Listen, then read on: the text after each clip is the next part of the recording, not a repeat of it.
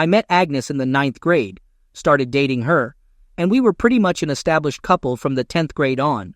We had no problems all the way through high school, and cliché of all clichés, we exchanged our cleanest the night of the senior prom.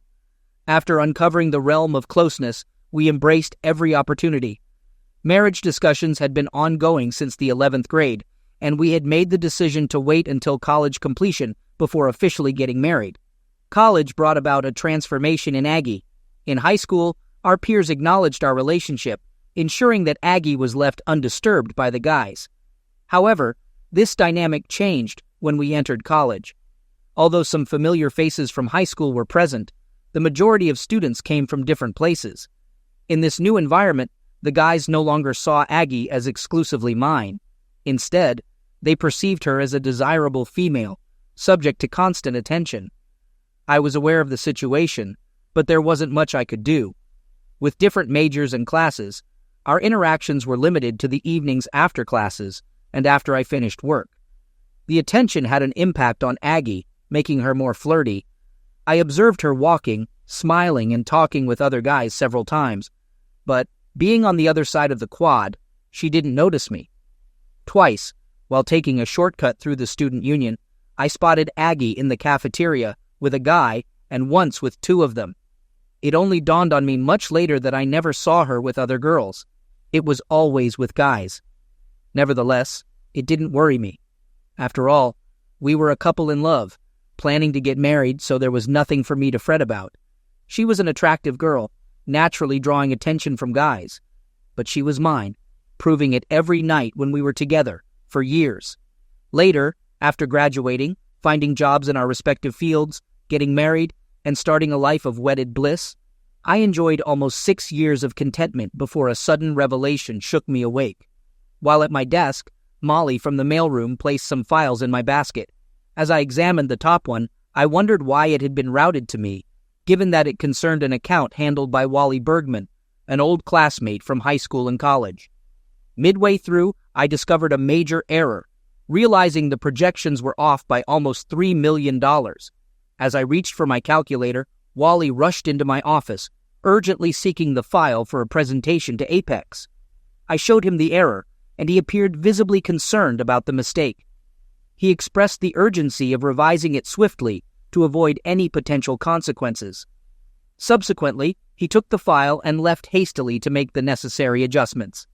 It was Thursday, and Aggie always worked late to finalize payroll for the Friday payday.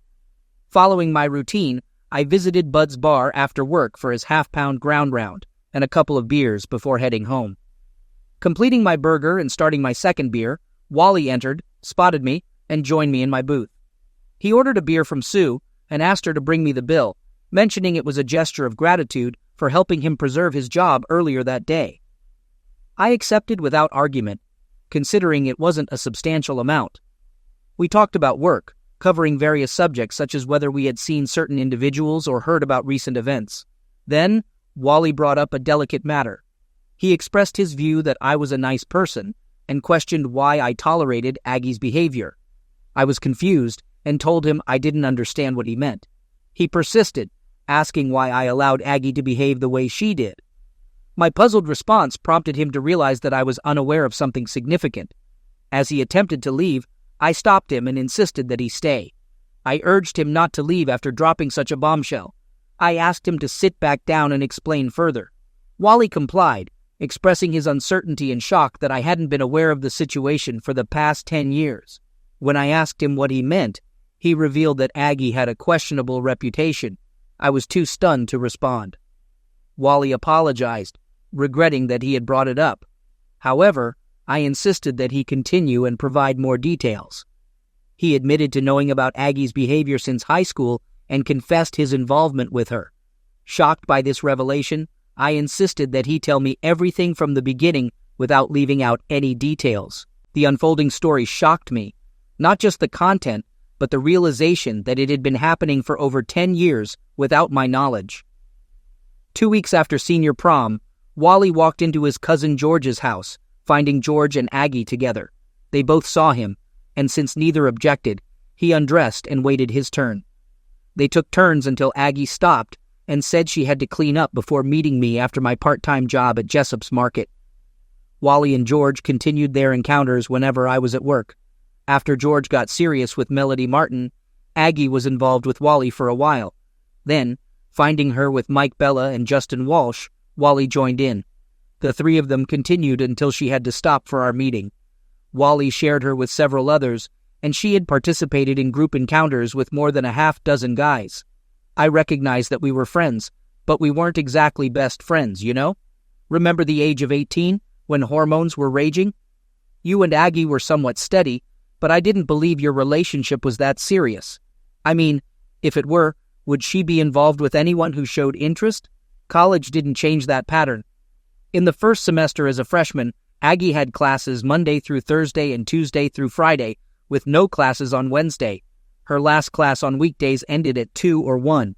I can't recall your schedule, but when you finished class, you went to work. When Aggie finished class, she headed to a bedroom somewhere. Wednesday turned into an all-day event throughout our school years. While class schedules varied, the constant was Aggie engaging after class until you finished work. I might be making it sound like an everyday occurrence, but it wasn't. 2 or 3 times a week, although most of us were surprised when you and Aggie got married, assuming you must have known what she had been doing. Yet you married her anyway. Some thought maybe you were into the idea of your women being with other men.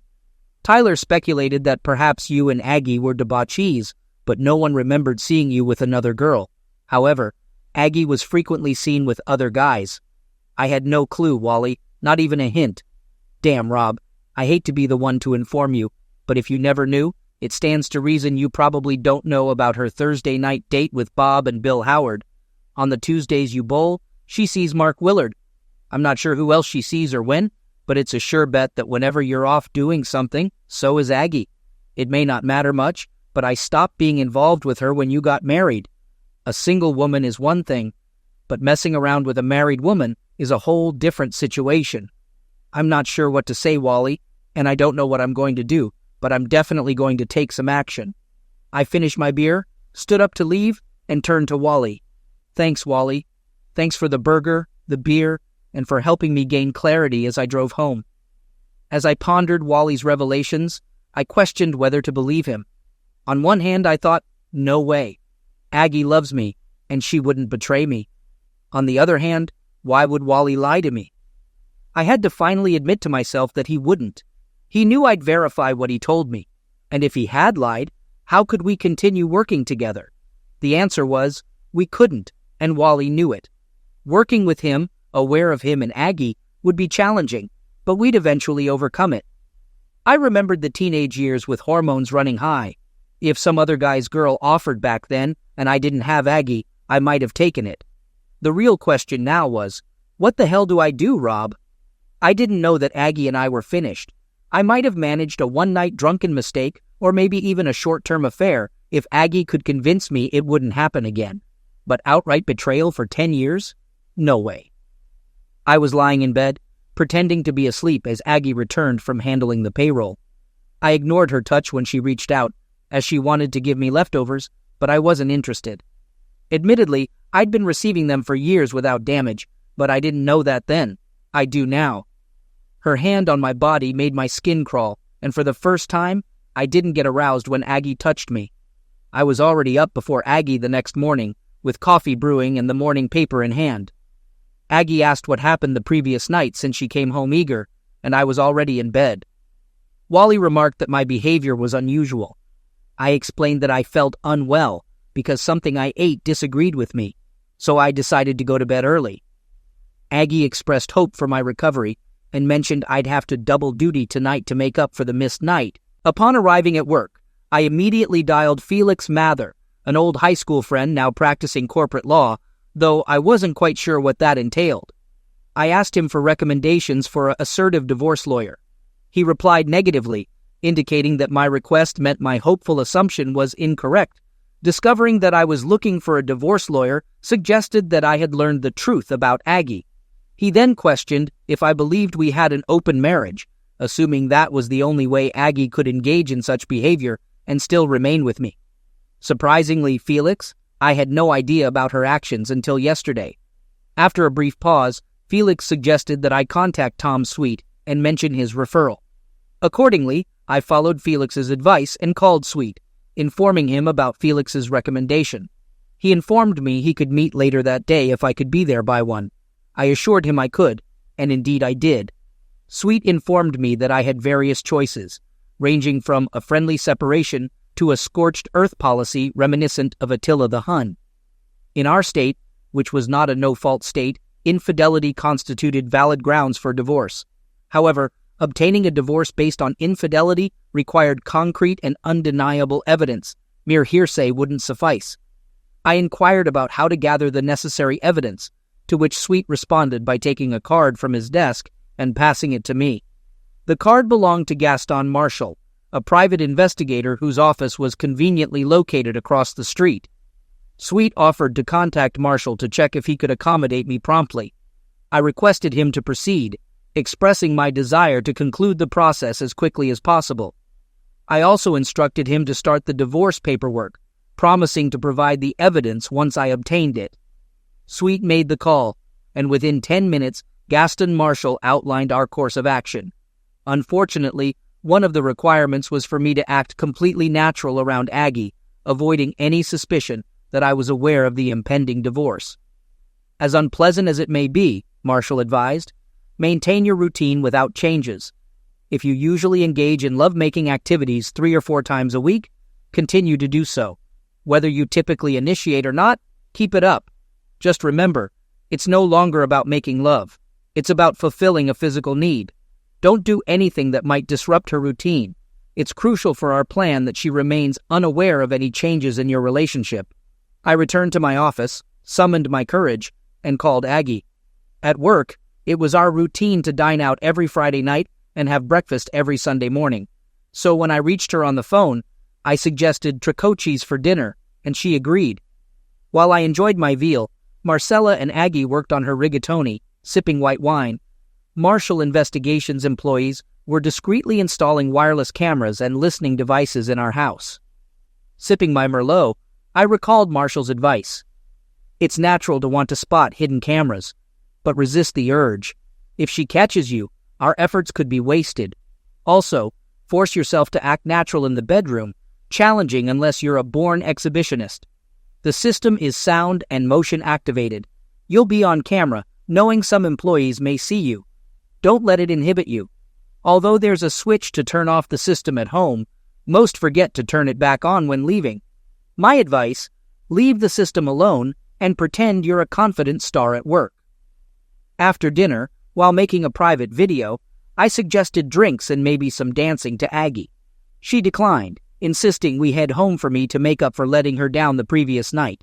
On the way home, she slid over, unzipped my pants, and cautioned, "Drive carefully, sweetie.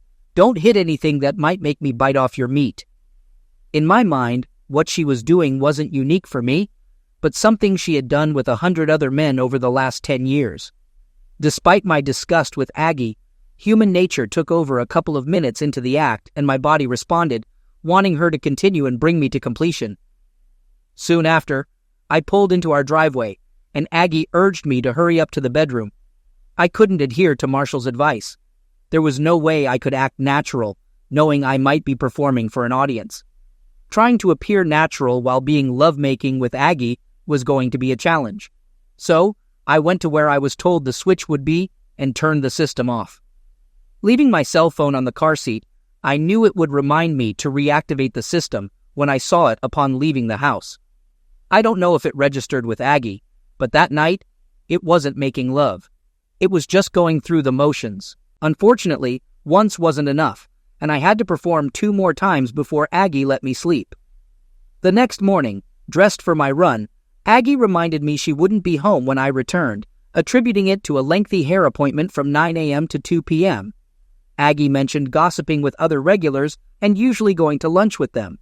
It could even be the truth.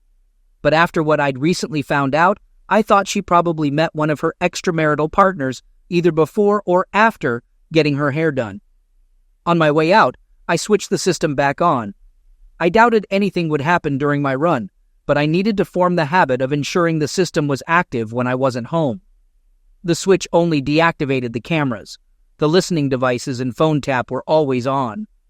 After my usual 5 miles, returning home, I went down into the basement and opened the cabinet above my workbench. It's where I told Marshall to place the recorders. 2 receivers were inside, one for listening devices and the phone tap, the other a DVD recorder receiving input from the wireless cameras.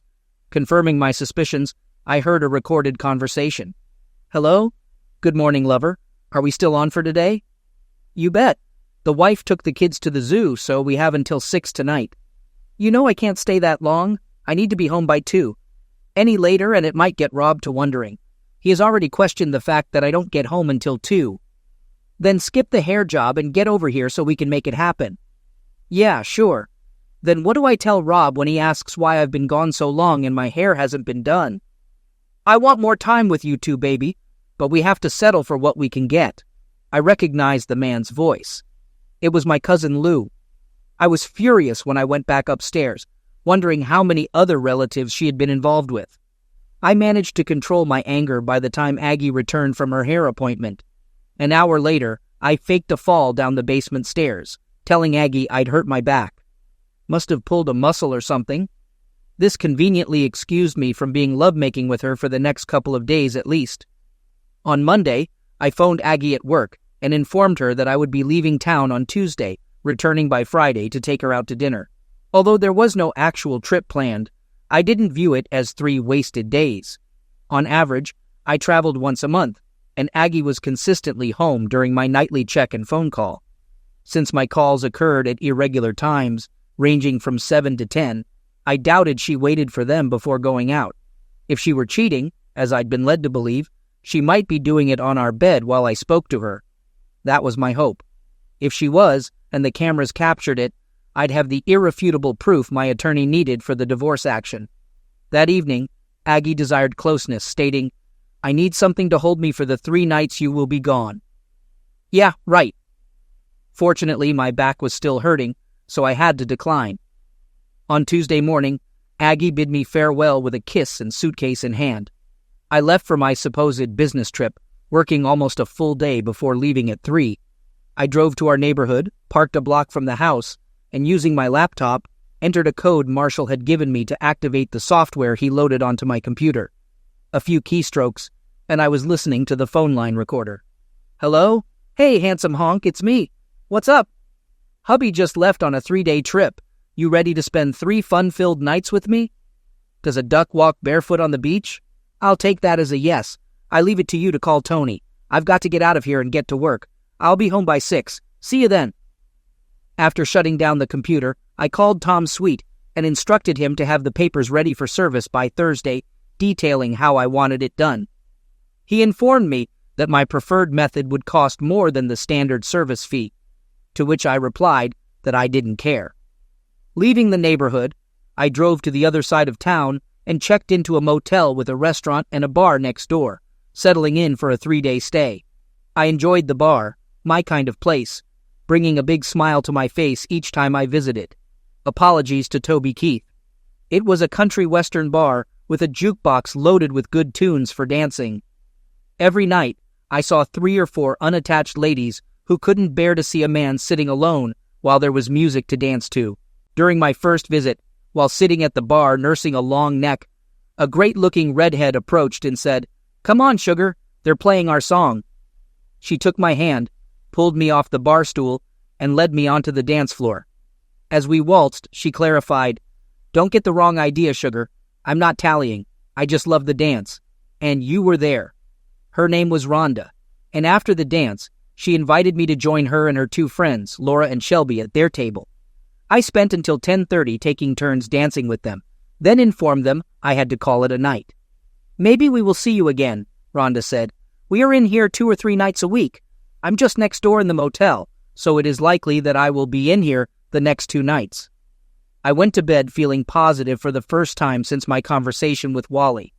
The following afternoon at 3, I parked a block away from the house and reviewed the footage captured by the wireless cameras the previous night. The 2 men who joined Aggie in the bedroom were notably younger, at least 6 years her junior, and I wondered if Aggie was seeking youthful exuberance. The content was unremarkable, involving straightforward lovemaking activities. While the visual of Aggie with two men didn't particularly interest me, I was intrigued by the audio. I was surprised by what I heard, or rather, what I didn't hear. I expected Aggie to ridicule my lovemaking skills, but she never did. Wednesday was uneventful, with my presence only acknowledged when one of the men expressed a wish for more frequent meetings. Aggie clarified that I had priority for her time. However, I overheard Aggie telling them to leave the house by 6 in the morning on both Wednesday and Thursday. She emphasized the importance of avoiding being seen by the neighbors, as none of them were early risers. They left precisely at 6, and I assumed the same would occur on Friday. I called my attorney and had him change the serving of the papers until Friday at 5:45. Friday morning, I parked just down the street from the house at 5:55. When the front door opened, the two men came out. They turned to say goodbye to Aggie, who was standing just inside the door. And that is when they saw the man standing just off to the side. He stepped in front of the open door, served Aggie, and then turned and walked away, leaving Aggie and her two companions looking at his back. I pulled up in front of the house and honked the horn to make sure that I had Aggie's attention, and then I waved bye-bye and drove off. The papers served on Aggie were a letter from me to her. Basically, it said that I never wanted to speak to her again unless in the presence of our attorneys. I didn't want to know why. I didn't want to hear that she loved only me, and it was just meaningless closeness with the others. I didn't want to hear that it wasn't what I thought it was. And I didn't want to hear that we could get by it because of our love for each other. I did not want to hear any of the excuses cheaters come up with when caught. Of course, Aggie paid no attention to the letter, and 15 minutes after I had pulled away from the house, my cell rang, and it was Aggie. I let it go to voicemail, along with the next 7 calls from her. When I got to work, I told my secretary that I had left Aggie and not to put through any calls from her. I had another thought as I was opening my office door, and I turned back to her. Another thing, Martha. If she shows up here, please tell her that I'm not here. Tell her I've gone to meet with a customer. Martha stuck her head in the door. 5 minutes later, I talked to Iris on the front desk. If your wife shows up, she will call me and stall her to give you time to get out the side door. You can go to the cafe and have coffee until she leaves. I thanked her, and as she went back to her desk, I thought, and not for the first time, that a good secretary is a priceless thing to have. Aggie called me 17 times that day, and I ignored all the calls. At lunchtime, I phoned my dad and brother, updating them on the situation. I instructed Dad to inform Mom and asked her not to persuade me to reconcile with Aggie. He mentioned it would be challenging, since Mom viewed Aggie as the daughter she never had. By the day's end, I still had some pending work. Since there was no rush to go home, I opted to stay and finish it by 5. Martha informed me before leaving. By the way, your wife called 5 times before noon, and each time I told her I had instructions not to put her through to you. I think she finally got the message since she hasn't called since I finished around 7. Upon reaching the lobby, Iris was gone. Hank, our night watchman, saw me and commented, "Hot time on the town tonight with the missus. Why would you think that she is out there waiting on you?" I clarified, "We are getting a divorce, Hank, and she wants to talk, and I don't." I instructed him not to open the door if she knocked, and if she used the intercom, to say he was alone in the building. I added that my car was in the lot due to a breakdown, and a tow truck would arrive in the morning. Hank assured me he could handle it, expressing sympathy for the situation, and sharing he had been through 2 divorces. Exiting through the back door, I circled the block, crossed the street, and walked down the alley to Dave's Diner, entering and taking a seat. I positioned myself to observe Aggie waiting by my car, ordered the special, and kept an eye on her while eating. Halfway through dessert, she approached the building and pressed the call button on the intercom. Apparently, Hank conveyed my message as she returned to her car and left. After finishing dessert and having one more cup of coffee, I departed. I briefly stopped in the bar for a couple of beers. Despite a few ladies there alone, hoping for a dance partner, I had my 2 beers and left. Saturday morning proved busy as I attended to tasks I should have completed before serving Aggie. I just hoped I wasn't too late, and she hadn't taken action on what I should have done. I went to the bank and emptied all the accounts, retrieved my personal papers and certificates of deposit from the safe deposit box, leaving Aggie's belongings untouched. I removed my wedding ring, placing it in the box for her discovery. Afterward, I had breakfast at the Waffle House, using my cell phone to handle the credit cards. I canceled both joint cards, leaving me with a Visa and an American Express solely in my name. Aggie also had 2 cards in her name only. Thus, I ensured she couldn't run up joint cards with cash advances.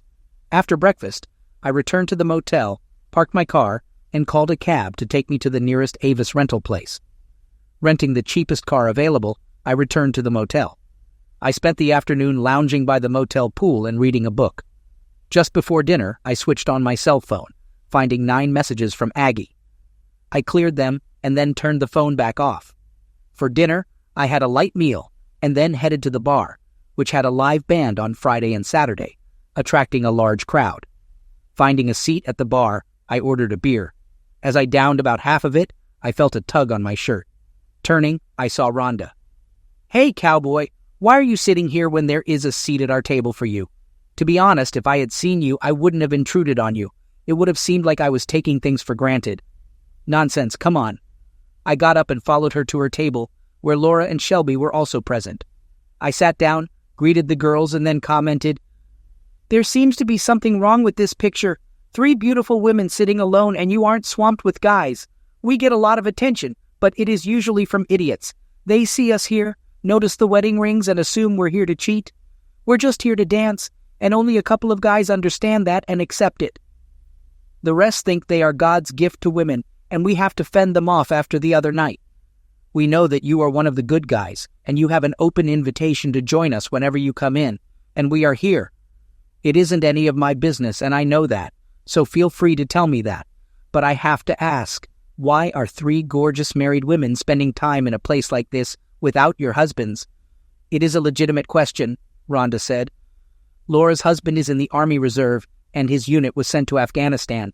She was going nuts cooped up in her house alone, so we decided to get her out. Shelby's husband works afternoons, and my hubby is a long-haul trucker who is often away, so the 3 of us banded together to keep each other company. We love to dance, and here we are. What's your story?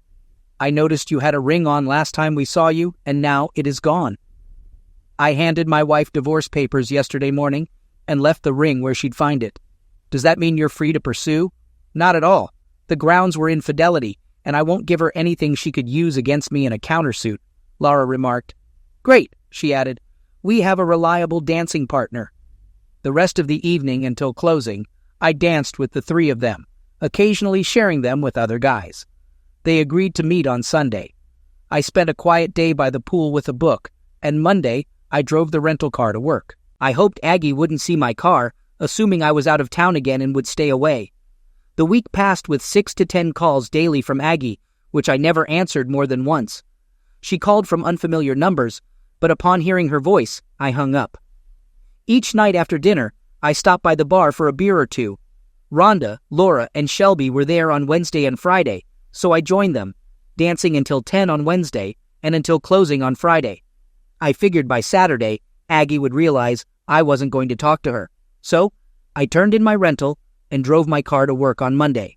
A mistake. Monday, she was parked next to my car when I left the building.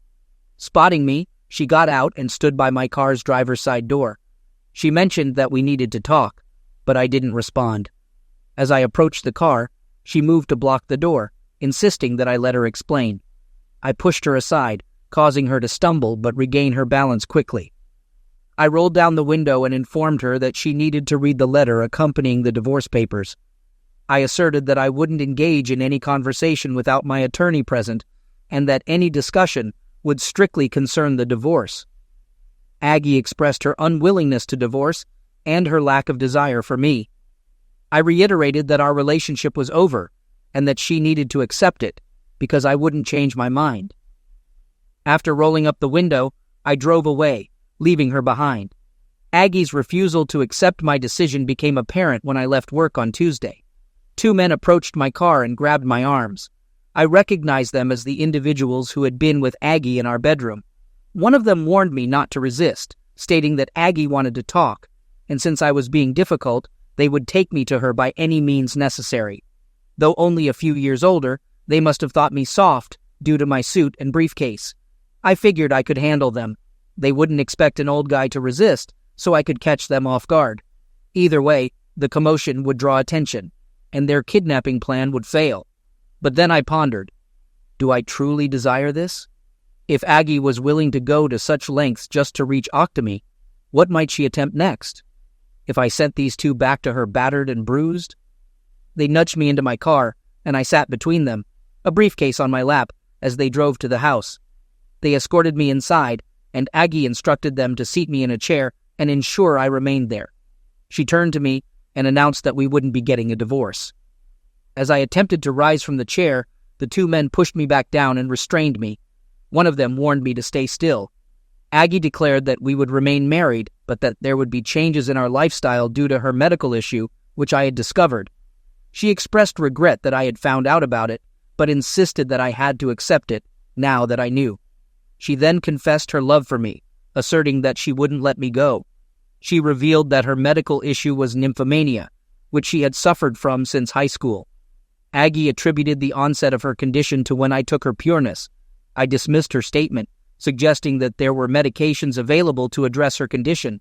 She acknowledged that such medications existed, but explained that she had tried them all. She found them ineffective as they made her feel sluggish and dull, likening the experience to being a zombie.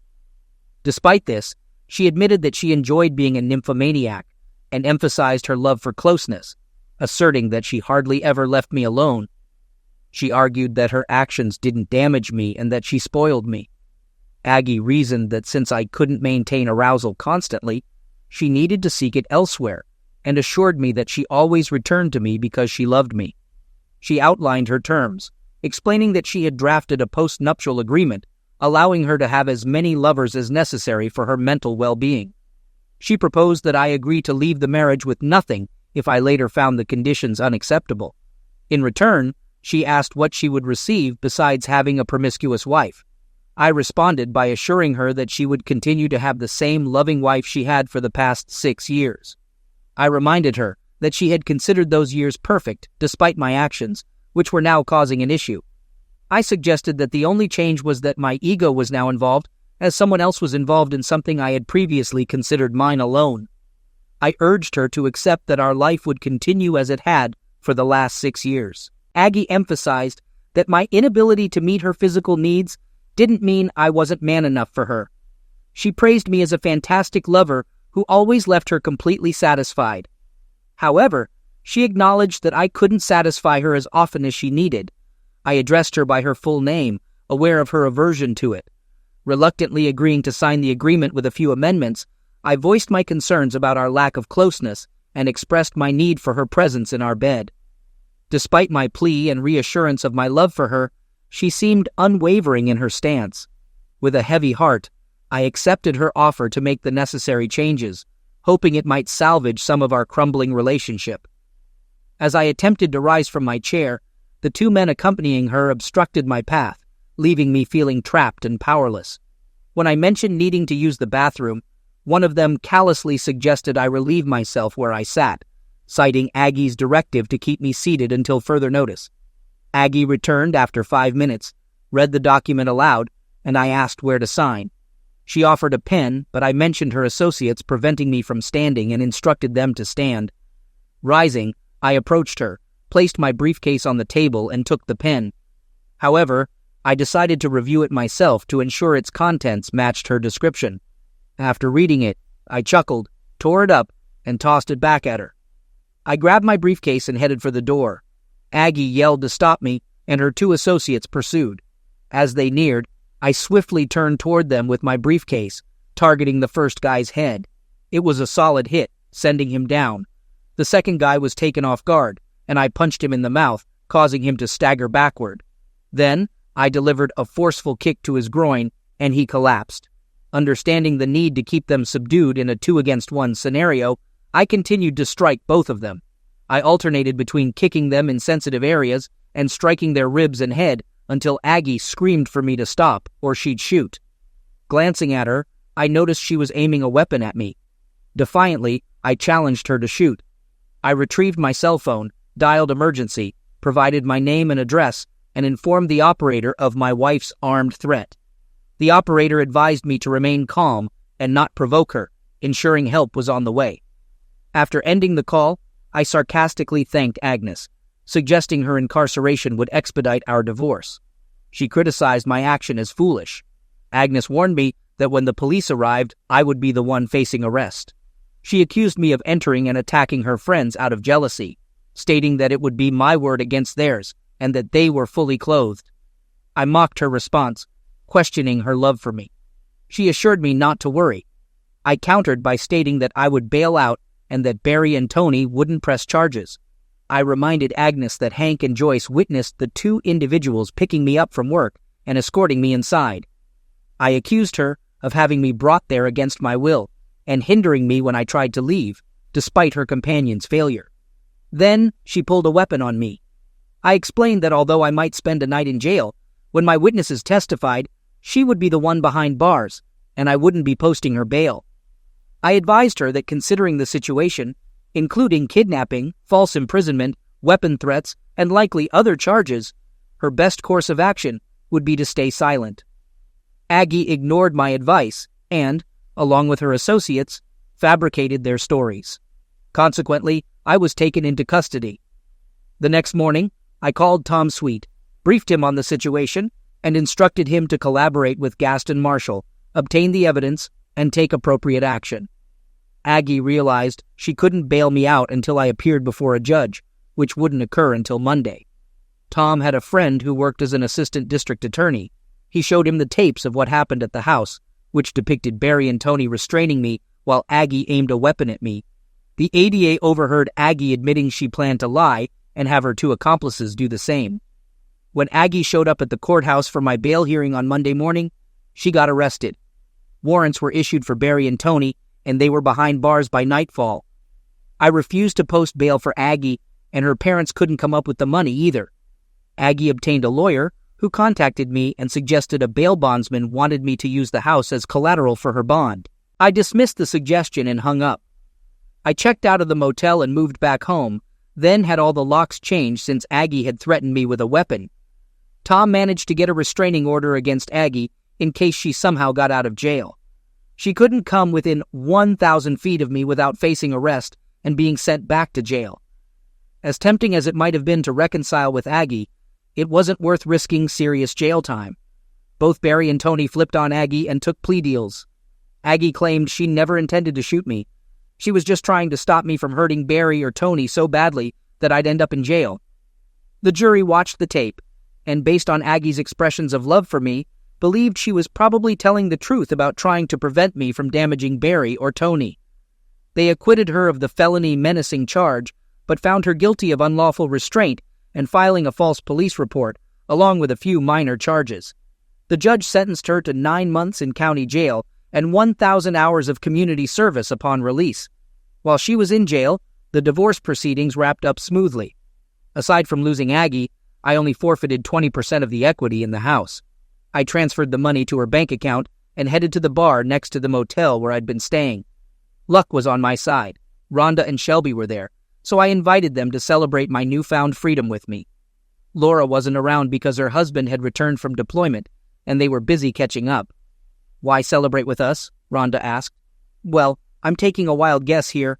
I noticed Laura's wedding ring and Shelby's too, but you, Rhonda, aren't wearing a ring, and I don't see any signs you ever wore one, so I'm guessing there's no long-haul trucker in your life. Plus, I've always had a thing for gorgeous redheads." Shelby chuckled and teased, "Girl, you're busted," as I pulled Rhonda onto the dance floor.